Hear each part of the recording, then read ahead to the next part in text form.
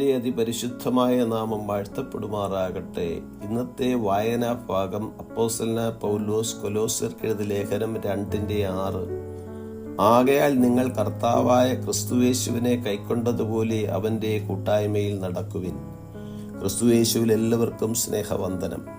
എന്തുകൊണ്ട് യേശു ക്രിസ്തുവിനെ നാം രക്ഷിതാവായി സ്വീകരിക്കണം? കാരണം അവനിൽ നമുക്ക് പാപമോചനമെന്ന വീണ്ടെടുപ്പുണ്ട്. നമ്മെ ഇരുട്ടിന്റെ അധികാരത്തിൽ നിന്നും വിടുവിച്ച് തന്റെ സ്നേഹസ്വരൂപനായ പുത്രന്റെ രാജ്യത്തിലാക്കി വെച്ച ദൈവസ്നേഹത്തിനായി നാം ദൈവത്തെ സ്തുതിക്കണം. കൊലോസ്യ സഭയിൽ ക്രിസ്തുവിന്റെ ദൈവത്വത്തെ നിഷേധിക്കുന്ന, പ്രലോഭിപ്പിക്കുന്നതും അപകടകരവുമായ ചില തത്വജ്ഞാനവുമായി ദുരുപദേശക്കാർ നുഴഞ്ഞു കയറിയതായി അപ്പോസ്തലനായ പൗലോസ് മനസ്സിലാക്കുന്നു.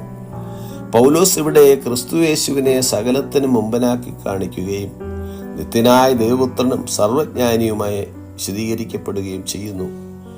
സുവിശേഷം കേട്ട് ക്രിസ്തു ആരാണെന്ന് തിരിച്ചറിയുകയും പാപത്തിൽ നിന്നുള്ള നമ്മുടെ രക്ഷകനും നമ്മുടെ ശരിയായ കർത്താവുമായി നമ്മുടെ ജീവിതത്തിലേക്ക് സ്വാഗതം ചെയ്യുകയും ചെയ്യുന്നു.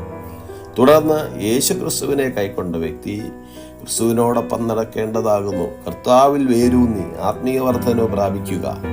ഒരു വൃക്ഷത്തിന്റെ വേര് നല്ല മണ്ണിൽ ആഴത്തിൽ വേരൂന്നി വെള്ളവും വളവും വലിച്ചെടുക്കുന്നത് പോലെ ക്രിസ്തുവിൽ ആഴത്തിൽ വേരൂന്നുന്നവൻ ജീവിതത്തിലെ കൊടുങ്കാറ്റുകളെ അതിജീവിക്കുവാൻ പ്രാപ്തനാകുന്നു. വചനത്തിലും പ്രാർത്ഥനയിലും കർത്താവിനെ അന്വേഷിച്ചുകൊണ്ട് സമയം ചിലവഴിക്കണം. കർത്താവ് നമ്മോട് ഉപദേശിച്ചു തരുന്നതിന് തക്കവണ്ണം വിശ്വാസത്താൽ ഉറച്ചും എല്ലാറ്റിനും നന്ദി പറഞ്ഞുകൊണ്ടിരിക്കുകയും ചെയ്യുക. നമ്മെ സ്നേഹിച്ച് നമുക്കായി സ്വയം സമർപ്പിക്കുകയും ചെയ്ത് നമ്മെ രക്ഷിച്ച കർത്താവിനോടുള്ള നമ്മുടെ ബന്ധം സുദൃഢമാകണം. കർത്താവിനെ നാം സ്വീകരിച്ച ആദ്യ നാളുകളിൽ ഉണ്ടായിരുന്ന സ്നേഹം കുറഞ്ഞു പോകാതെ നിരന്തരമായ ക്രിസ്തുയേശുവുമായുള്ള സംസർഗത്തിൽ വസിക്കുവാൻ തയ്യാറാകണം. ഈ സത്യവചനത്തിനെതിരായി വരുന്ന എല്ലാ ദുരുപദേശക്കാരെയും അകറ്റി നിർത്തുക.